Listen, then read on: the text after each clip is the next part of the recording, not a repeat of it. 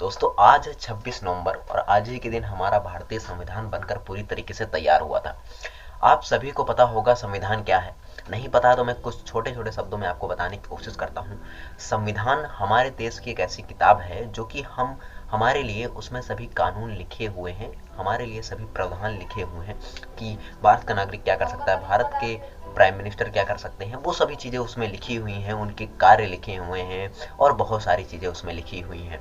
भारतीय संविधान को बनाने में बहुत सारे महान व्यक्तियों ने अपना योगदान दिया। हम फादर ऑफ कॉन्स्टिट्यूशन मानते हैं डॉक्टर भीमराव अम्बेडकर को, क्योंकि उन्होंने जो है इसका एक मूल संरचना दिया कि किस तरीके से होना चाहिए हमारा संविधान। और डॉक्टर भीमराव अम्बेडकर ने जो नीची जाति है, अनुसूचित जातियों के लिए बहुत सारा काम किया, SC STs के लिए बहुत सारा काम किया। क्यों?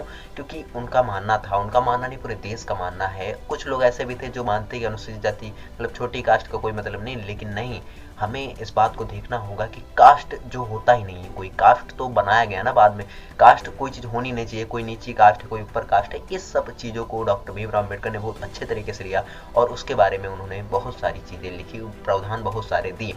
और जैसा कि हम जानते हैं कि हमारे देश में किसी प्रकार की जो है मतलब कि धर्म या फिर जाति के लिए असमानता नहीं होनी चाहिए। मतलब कि हम देखिए कोई अगर छोटी कास्ट का है तो उसको हम कुछ खाने पीने के लिए ना दें, ऐसा नहीं होना चाहिए। मतलब डॉक्टर भीमराव अम्बेडकर ने इन चीज़ों पे काम किया, जातिवाद को ख़त्म करने की कोशिश की, जातिवाद को बढ़ावा ना देकर जातिवाद को ख़त्म करने की कोशिश की। कोई धर्म नहीं होता है, ये सब उन्होंने बताया।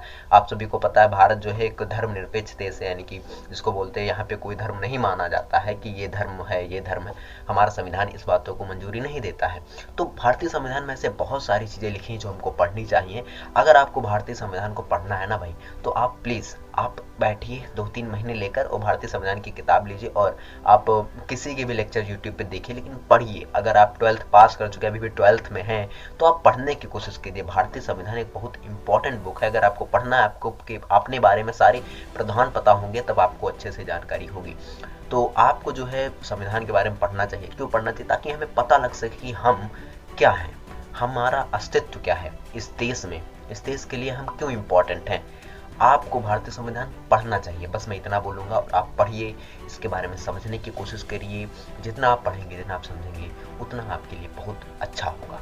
तो मेरा सिर्फ यही कहना है कि जय हिंद, जय भारत।